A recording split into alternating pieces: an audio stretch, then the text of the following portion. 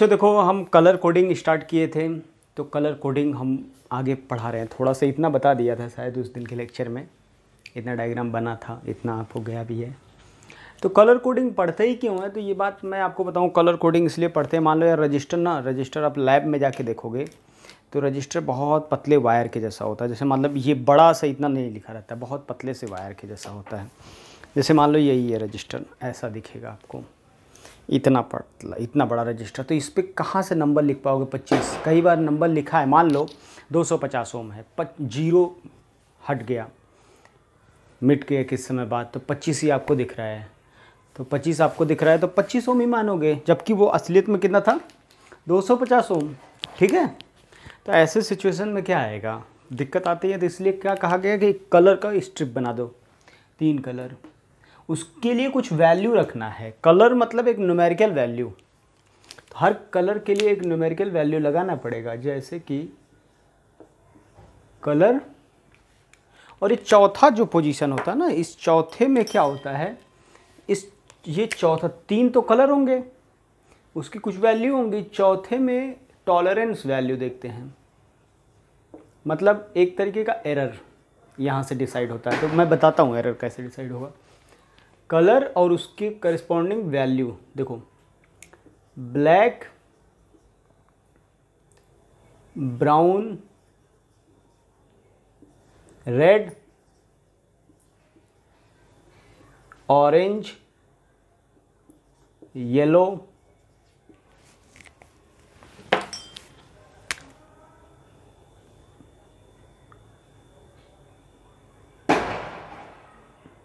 Green, ठीक,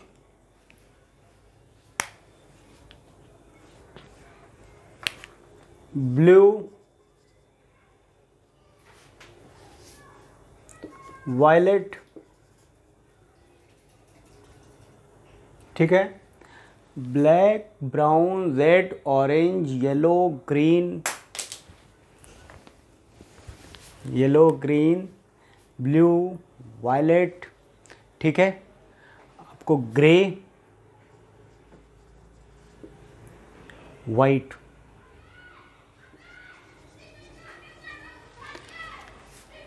ठीक है ना। Black, brown, red, orange, yellow,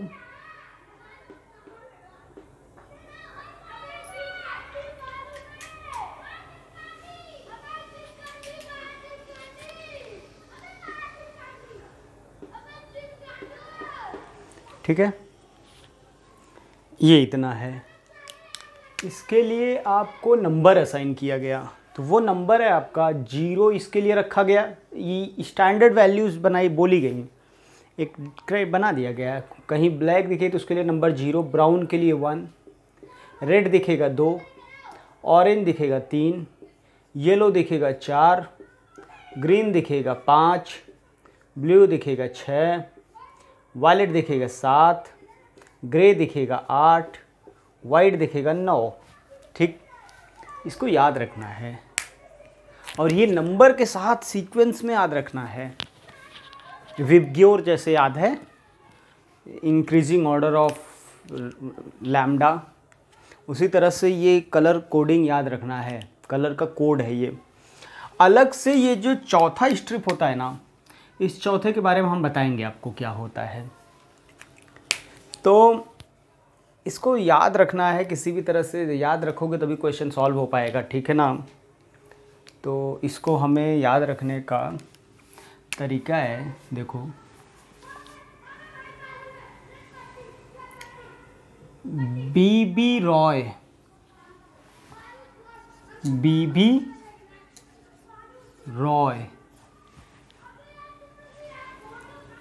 good boy, very good wife, ऐसे याद रखते हैं हम लोग। कुछ लोग तो ऐसे ही याद रखते हैं। BB Roy, good boy, very good wife.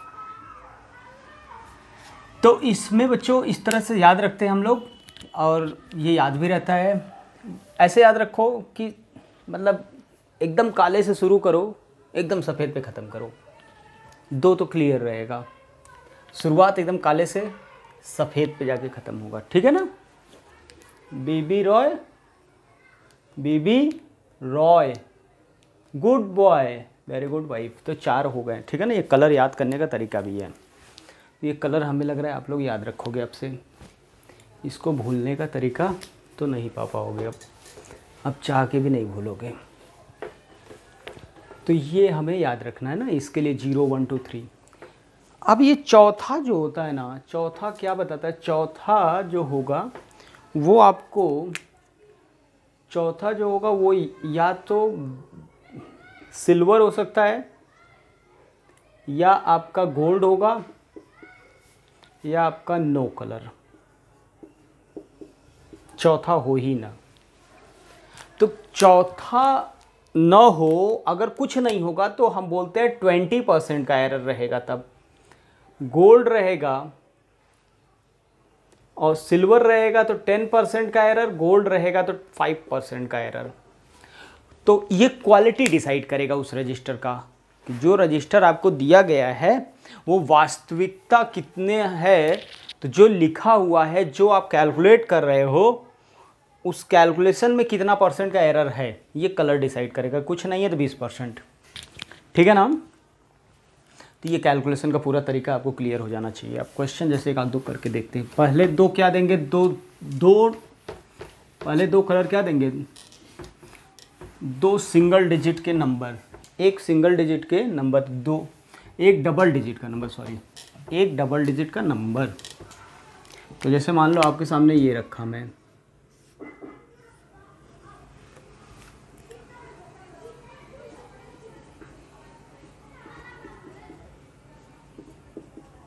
जैसे मान लो यहाँ पे रख दिया गया ब्लू, ठीक।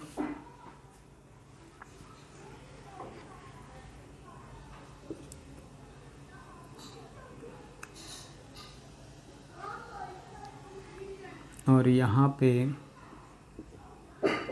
यहाँ मान लो सिल्वर लिखा है, और ये आपका, ये सिल्वर हो गया, ये आपका ब्राउन हो गया, और ये आपका येलो हो गया, ठीक।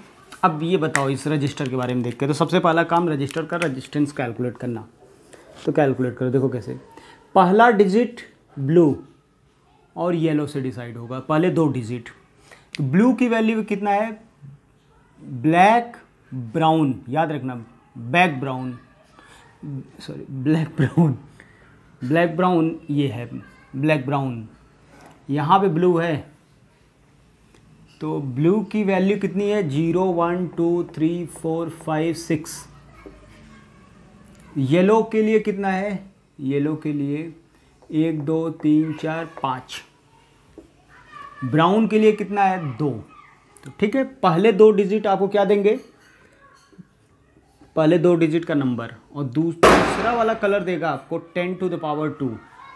तो यानी रेजिस्टेंस की वैल्यू हो गया 6500 ओम। और सिल्वर लिखा है तो मतलब 10% का एरर होगा। तो इसका 10% 650 होगा।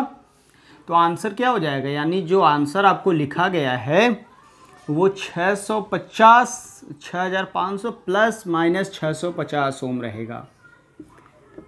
यही तो आर होगा। मतलब रेंज कहाँ से कहाँ तक वेरी करेगा, 6000 ओम से लेके आपका 500 600 1150 6500 प्लस 650 6500 प्लस 650 तो कितना हो जाएगा, 6500 प्लस 650 0 5 1 7150 ओम। तो यानी वो जो रजिस्टर आपको दिया गया है उस रजिस्टर की वैल्यू पे भले से आप इतना कैलकुलेट कर रहे हैं, उस वैल्यू यहाँ से यहाँ तक कुछ भी हो सकता है, 10% अगर लिखा है तो, ठीक है ना। अगर यहीं पे 10% नहीं होता आपका सिल्वर, कि बजाय गोल्ड होता, कोई कलर ना होता, या फिर गोल्ड होता, तो गोल्ड होता तो मतलब 5%, तो 5% का मतलब कितना हो जाएगा, इसका 5%, इसका 5% मतलब 6500, 5/100,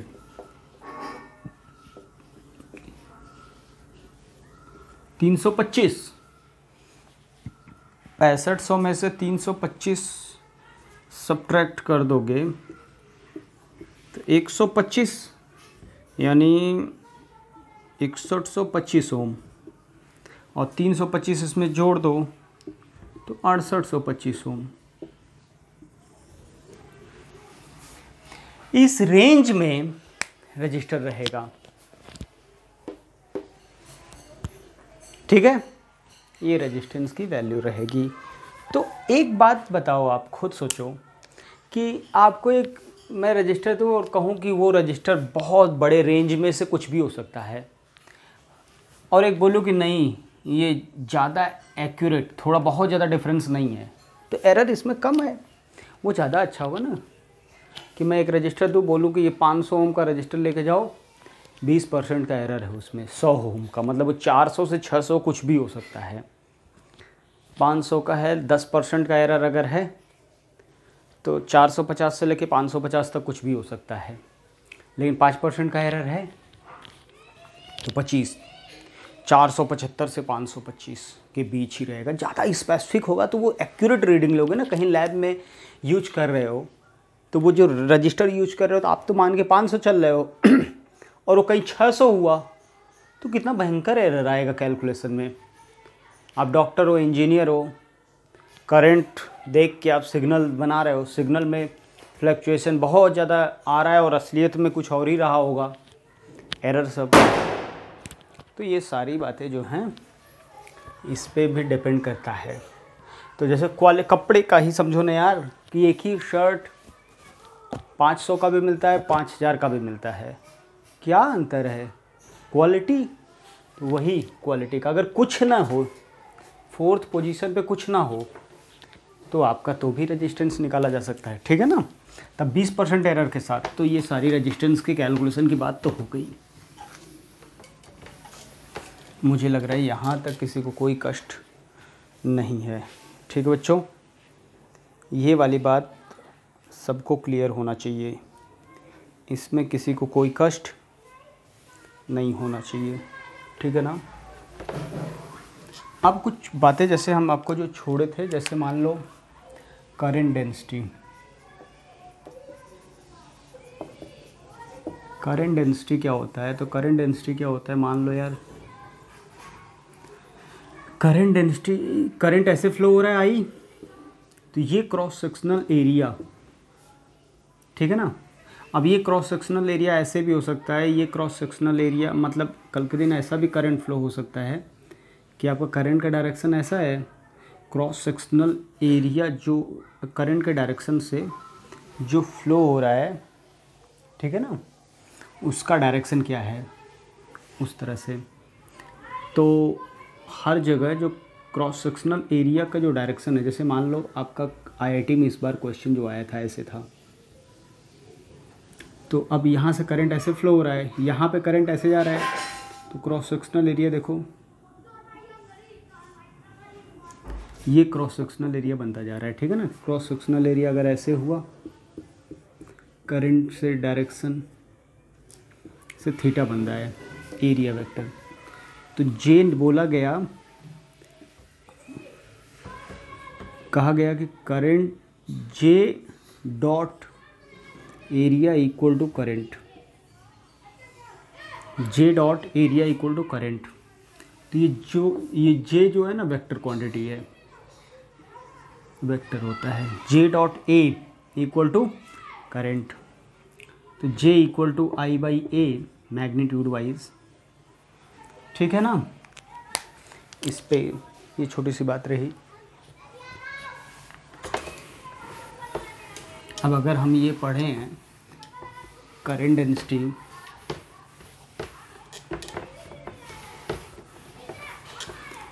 तो हम लोग बात कर सकते हैं जैसे करंट डेंसिटी की बात कर रहे थे कि करंट डेंसिटी क्या होता है, तो करंट डेंसिटी होता है J बाई ए, ठीक है ना, J equal to I by A. और हम बोल सकते हैं कि आपका करंट, जैसे मान लो कंडक्टर है, ये कंडक्टर है बेटा, इसमें हम पोटेंशियल डिफरेंस दे दिए, V का लेंथ L का, क्रॉस सेक्शनल एरिया A है, तो रेजिस्टेंस रो L बाई ए, ठीक ना। या फिर बोल सकते हैं रेजिस्टेंस को 1 by sigma L by A, sigma conductance हो जाएगा, रजिस्टिविटी तो ये कंडक्टिविटी हो जाएगा, ठीक है ना। रजिस्टिविटी ऊपर है तो 1 बाई रजिस्टिविटी कंडक्टिविटी होता है।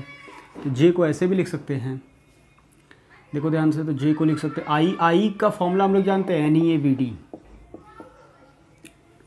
तो I की जगह रख सकते हैं NeAVD upon A, J equal to NeVD।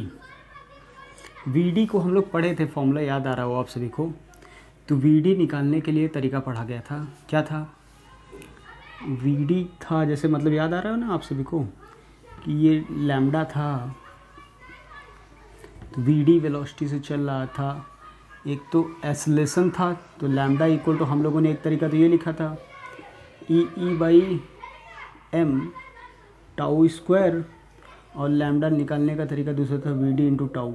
तो यहाँ से इक्वेट करके निकाला था, तो VD की वैल्यू कितना आया था, VD आ गया था आपका E टाउ बाई 2m, यहाँ रख दिया गया था, तो NE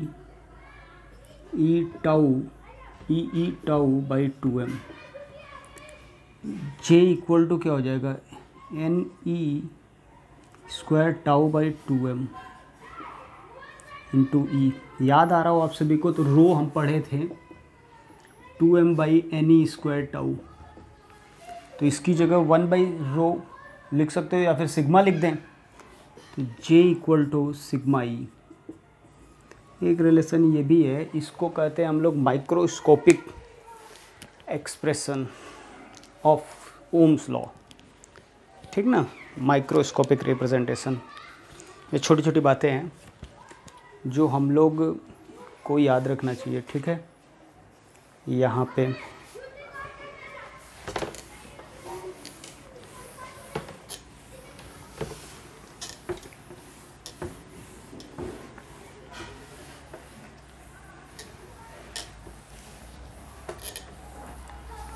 एक आध दो बातें जैसे और भी हैं आपके, कि हम बात करें कि कंडक्टर को लेके या सुपर कंडक्टर, उसका रेजिस्टेंस कैसे वेरी कर रहा है, ये सारी बातें हैं। तो बेटा इसको हम चाहते हैं ना कि लैब में आओगे जब, तो एक बार हम आपको उस पर चर्चा करेंगे थोड़ा सा, ठीक ना।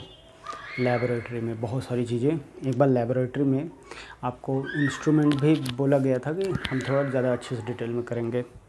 अभी के लिए जैसे हम नया चैप्टर स्टार्ट करते हैं जिसका नाम है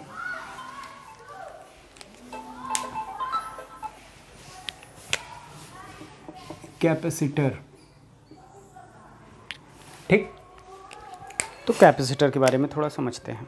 तो कैपेसिटर को लेके बड़ा है क्या कैपेसिटर, सबसे पहले कैपेसिटर है क्या ये समझो पहले। एनर्जी स्टोरेज डिवाइस,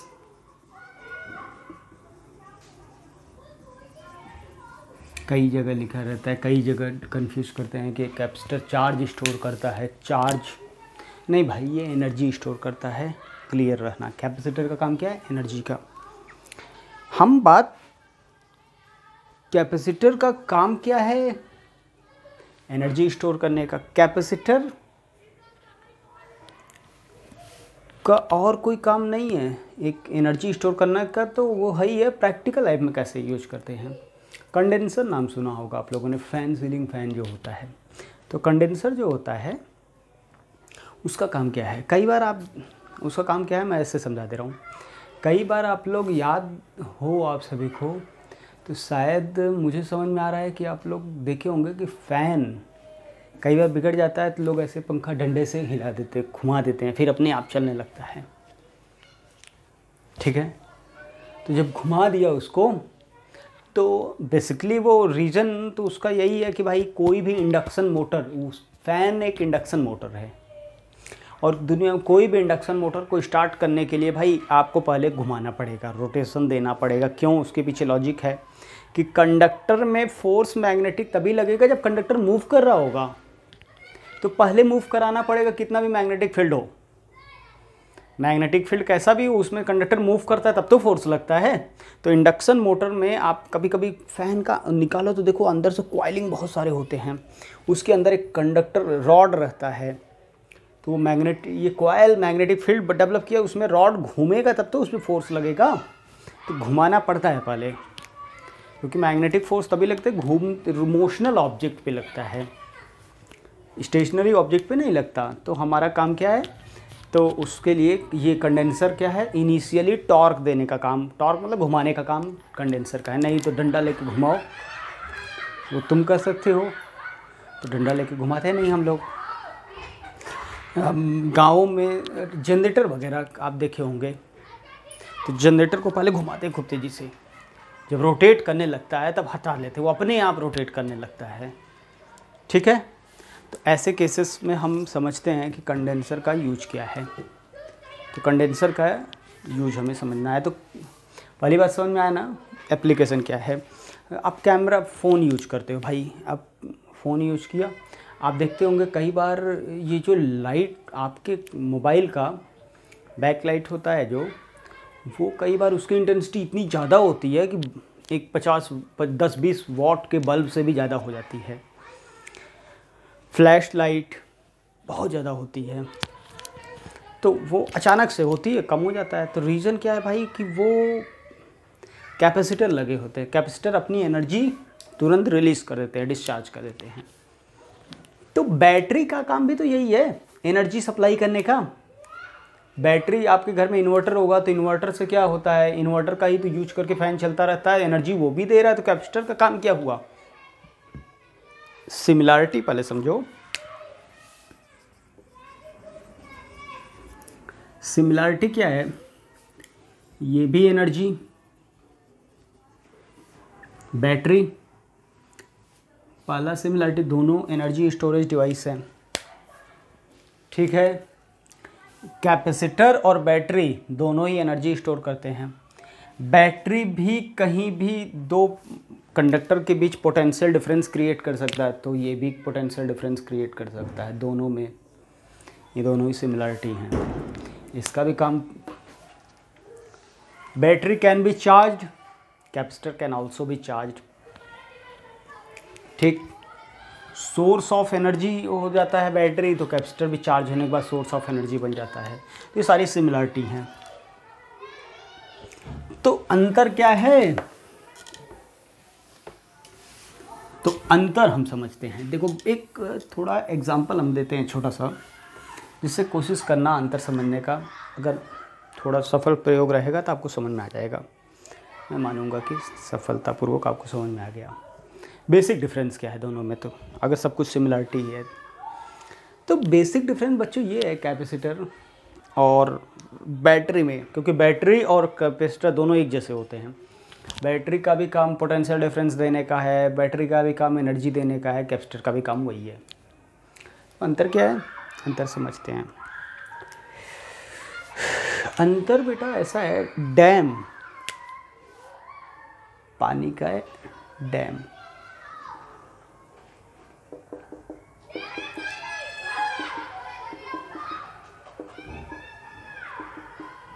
तो आप सभी को पता होता है डैम बंद रहता है तो गेट रहता है, ऐसे बंद रहता है, ठीक। ये डैम है आपका। अब मुझे पानी निकालना है डैम से, तो एक खोलेंगे तो एक कांस्टेंट रेट से पानी निकलेगा, ठीक, निकलता जाएगा।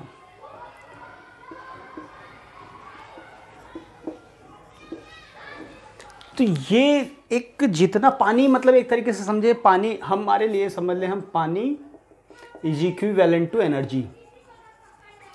इलेक्ट्रिकल एनर्जी की ही बात हो रही है। एनर्जी मतलब कोई कहने लगा सर कहाँ से, मैं पोटेंशियल एनर्जी तो आया ही नहीं, मैग्नेटिक एनर्जी तो आया नहीं। मतलब जब भी बात होगी एनर्जी का मतलब क्या, इलेक्ट्रिकल एनर्जी, ठीक है ना। अच्छा, हम ऐसा सोचेंगे फील लाने के लिए, तो ये डैम भरा हुआ है, एक को खोलोगे तो कांस्टेंट रेट से निकलेगा ना भाई। तो कांस्टेंट रेट से जो पानी निकल रहा है, ये behaviour is equivalent to battery. मतलब बैटरी अपनी एनर्जी एक आराम से सिस्टमेटिकली देता है, जैसे फ़ैन चालू कर दो दिन भर चलता रहता है। तो एक कांस्टेंट रेट से एनर्जी सप्लाई करता है बैटरी, जितना भी एनर्जी है उसको धीरे धीरे डिस्चार्ज होता है, ठीक ना। जैसे कि अपने पास बैटरी होता है यार, जैसे रजिस्टर के साथ बैटरी से कनेक्ट कर दिया गया, 10 ओम का लोड है, फ़ैन है मान लो, 20 वोल्ट की बैटरी है, तो करंट 2 एम्पियर, तो पावर जो इसको दे रहा है पावर I² 40 वाट, मतलब 40 जूल एनर्जी पर second is supplied by battery. Battery लगातार उसका 4000 जूल है तो कितना समय तक चलेगा ये तो आपको समझ में आना चाहिए, 40,000 जूल है। तो ये तरीका हो गया बैटरी का। तो क्या अंतर है, ये बैटरी का बिहेवियर है, ठीक है ना। जितना एनर्जी रहेगा वो, अब ज़रा सोचो ये पूरे रास्ते हटा दिए जाएं तो क्या आएगा।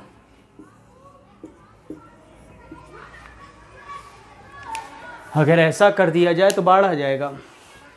जितना एक साथ समझ लो ना, पूरा गोरखपुर में बाढ़ आ गया, डैम खोल दिया जाए, तो ये जितना एनर्जी है पानी एक साथ सडनली, तो ये बिहेवियर है कैपेसिटर का,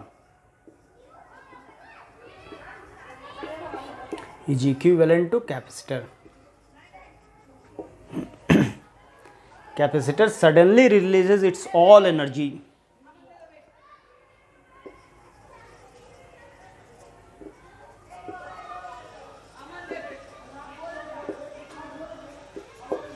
कैपेसिटर का यही बिहेवियर है डैम के जैसा। अचानक से बाढ़ आ जाए, पूरा जितना भी है वो पूरा छोड़ देगा एक साथ तुरंत।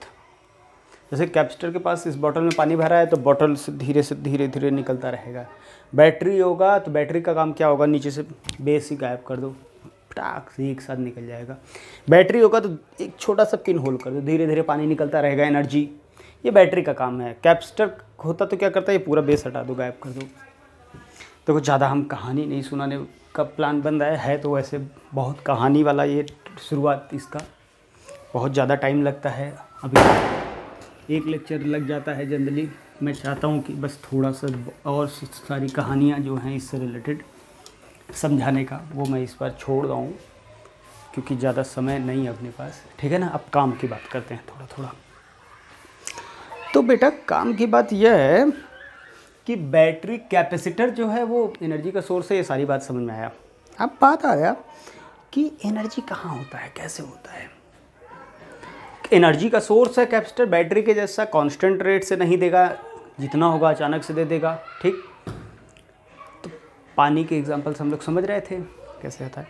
तो एनर्जी कहाँ होता है, कैसे होता है, किस फॉर्म में होता है, कब होता है। तो इसको समझने के लिए ज़रा सोचो। आपके पास एक कंडक्टर है न्यूट्रल, यहाँ पे एक चार्ज मास m का रख दोगे तो ये तो ऐसे ही रह जाएगा। लेकिन एक कंडक्टर है चार्ज, कंडक्टर एक कैसा है,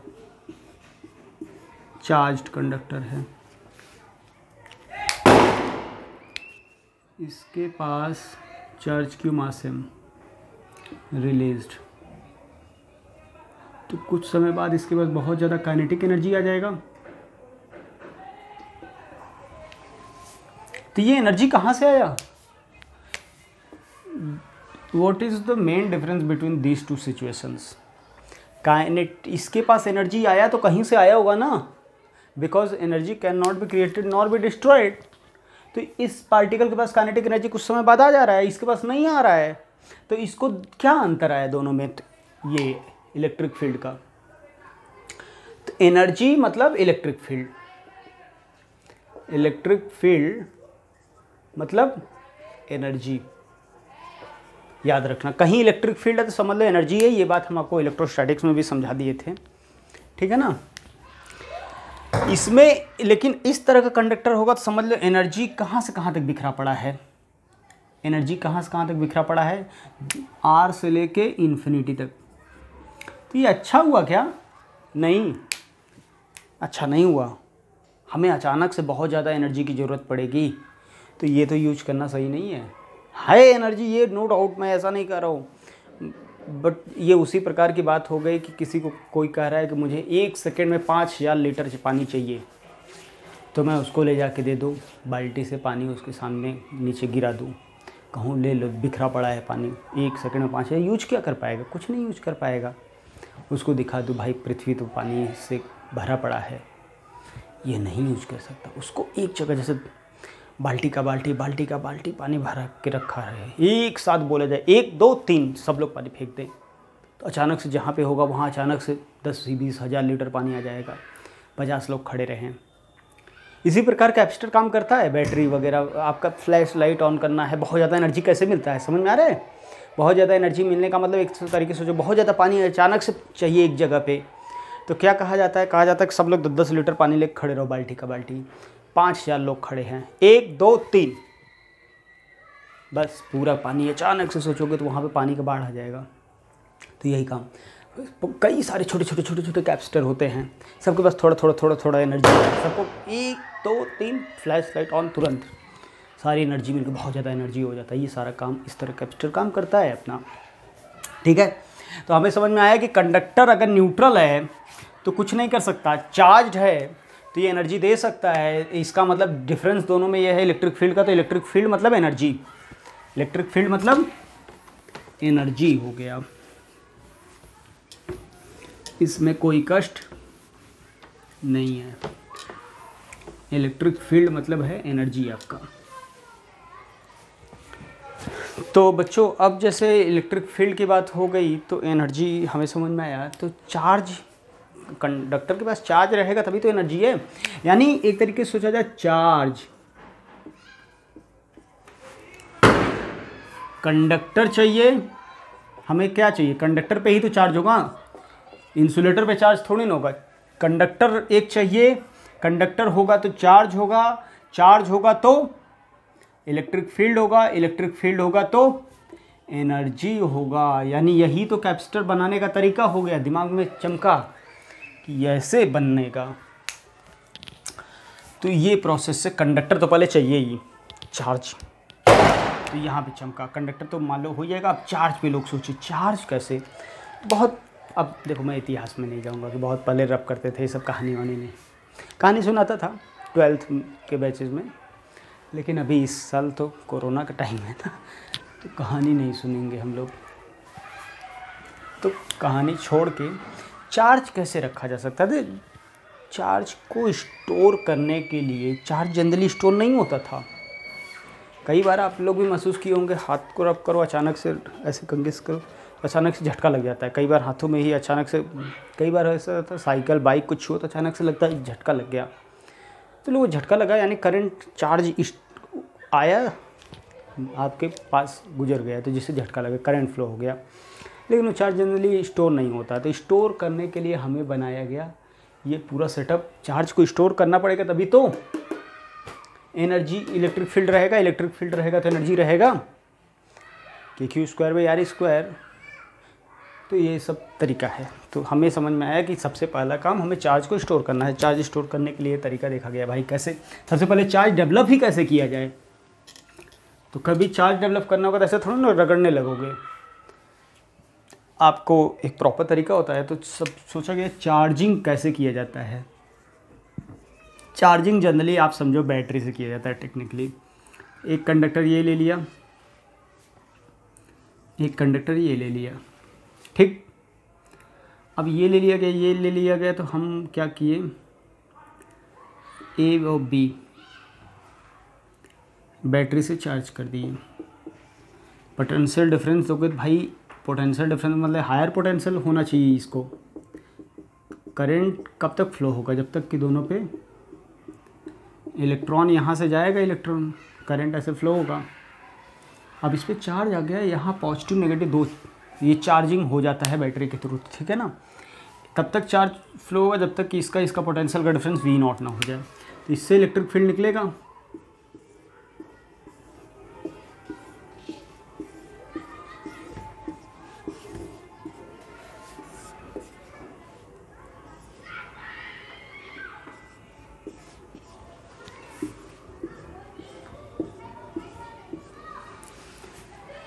ये ऐसे चार्ज इलेक्ट्रिक फील्ड ऐसे ही सेटअप होगा ना। एक बात जो समझ में आया, बड़ा मज़ा आ गया लोगों को चार्जिंग करते समय, समझ में आ गया लोगों को यार, हम लोग चार्जिंग करना सीख रहे थे, हमें तो एक बात और भी समझ में आ गया चार्जिंग करते करते कि क्या 80% इलेक्ट्रिक फील्ड एक फिक्स्ड रीजन में आ गया। Maximum electric field is confined in a region, मतलब मैक्सिमम एनर्जी एक फिक्स्ड जगह, जीरो से इन्फिनिटी तक जो बिखरा हुआ था वो नहीं रह गया ना, एक फिक्स्ड रीजन में ही रह गया ना। तो ये एक अच्छा संकेत रहा लोगों को। तो लोग सोचें कि यानी हमारा जो डिवाइस जो एनर्जी स्टोर करता था, जो एनर्जी स्टोर करे उसे कैपेसिटर कहते हैं, यानी इलेक्ट्रिक फील्ड जहाँ हो। तो इसी सेटअप को क्या कह दिया गया, कैपेसिटर।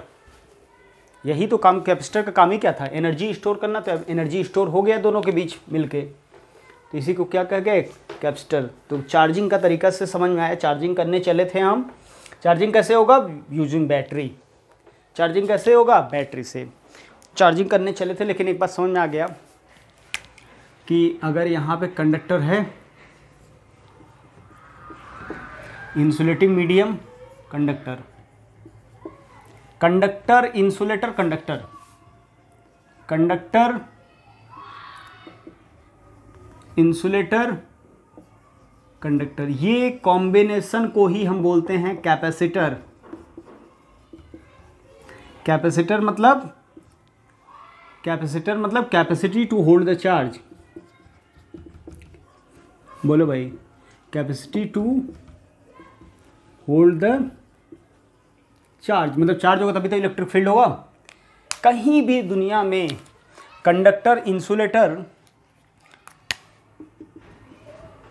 बोलो भाई, इंसुलेटर, कंडक्टर हो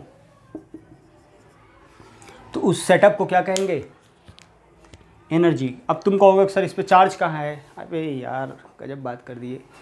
बॉटल होने का मतलब ज़रूरी है क्या उसमें पानी हो? इसको बॉटल कहते हैं कि पानी स्टोरेज डिवाइस बोलते हैं ना। हर पानी स्टोरेज डिवाइस देखोगे तो कहोगे उसमें पानी है क्या? हो भी सकता है, नहीं भी हो सकता है, लेकिन ये स्टोर कर सकता है ना। उसी प्रकार कंडक्टर, इंसुलेटर, कंडक्टर कहीं भी है तो वो क्या है, क्या बन गया, वो कैपेसिटर कहा जाएगा। ज़रूरी नहीं है कि उस कैपेसिटर में आपका क्या हो, एनर्जी हो, ऐसा ज़रूरी नहीं है। वो चार्ज है कैपेसिटर, मतलब कैपेसिटर में चार्ज है कि नहीं है, पानी है कि नहीं है, पानी स्टोरेज डिवाइस है वो, लेकिन उसमें पानी होना या ना होना ये अलग बात है, ठीक है। तो ऐसे कहीं भी कॉम्बिनेशन मिल जाए, कंडक्टर, इंसुलेटर, कंडक्टर, जैसे आपको तो ऐसा कहाँ दिखता होगा, कहीं भी कंडक्टर, ये देख लो कंडक्टर, ठीक, इंसुलेटर, ये कंडक्टर, ये बन गया, दो रॉड दिख गया कंडक्टर, ये कंडक्टर देखो, ये कंडक्टर, बीच में इंसुलेटर, यही कैपेसिटर है अपने आप में। तुम कहोगे सर क्या मजाक कर रहे हैं आप, कैपेसिटर पढ़ा रहे हैं, क्या कर रहे हैं? अभी तो मैं आपसे पूछूं, हर कंडक्टिंग मटेरियल जिसका लेंथ L है, क्रॉस सेक्शनल एरिया है, तो उसका रेजिस्टेंस होगा ना। क्या सबको रजिस्टर बोलते फिरते हो क्या? नहीं ना। अब बॉटल इसको बोलते हैं ना। दुनिया में कहीं भी मतलब मटेरियल हो, कैसा भी मटेरियल हो, हर मटेरियल में पानी रख सकते हैं। पानी तो आपके कुकर में भी रखते हैं, तो कुकर को पानी स्टोरेज डिवाइस थोड़ी बोलते हैं, ठीक है ना। रजिस्टर किसे कहते हैं? दुनिया में कहीं भी कंडक्टर हो यार, उसका कुछ क्रॉस सेक्शनल एरिया होगा, लेंथ होगा, उसका कुछ रेजिस्टेंस होगा ना, उसको रजिस्टर नहीं बोलते हो। रजिस्टर उसको बोलते हैं जो इलेक्ट्रिकल यूज में आता है कंडक्टर। उसी प्रकार कैपेसिटर सबको रास्ते में चलते फिरते कहीं भी देख लिया, कंडक्टर, इंसुलेटर, कंडक्टर, एयर तो इंसुलेटर है ही है। दुनिया में कहीं भी आप चले जाओ, कंडक्टर, दो कंडक्टर के बीच एयर है तो समझ लो वो कैपेसिटर बन गया, लेकिन उसको कैपेसिटर नहीं कहोगे, ठीक है ना। जो पावर लाइंस होता है, जहाँ पे आप देखते होंगे आसपास डिस्ट्रीब्यूशन पावर लाइंस का, तो आपके घर के आसपास पोल होता है, दो वायर ऐसे जाते रहते हैं, बड़े वाले पोल। देखो ऐसे वायर होता है, ऐसे होता है, ऐसे वायर जाता है ना, तो ये कंडक्टर हो गया एक तरीके से, ये कंडक्टर हो गया, बीच में इंसुलेटर, तो ये कैपेसिटर है हाँ प्रॉपर, और देखा जाता है इलेक्ट्रिकल इंजीनियरिंग में, तो यहाँ तक ये सब चेक किया जाता है कि कितने एंगल पे रखना है, क्या रखना है, क्योंकि कैपेसिटेंस इसका होता है। या आगे की पढ़ाई जब आप इंजीनियरिंग वगैरह करोगे तब की बात है, वो बड़ी बातें हैं, ठीक है ना। तो हर जगह कंडक्टर बन जाता है, ठीक है बच्चों। कंडक्टर किसे कहते हैं, कैपेसिटर किसे कहते हैं, छोटी सी बात हमें समझ में आ गई। इसके बारे में थोड़ा सा कहानी, और मैं ज़्यादा कुछ बेसिक पे चला जा रहा हूँ, टाइम लग जा रहा है, ठीक है ना। आगे से ऐसा नहीं करूँगा, बस करते हैं आज के लिए।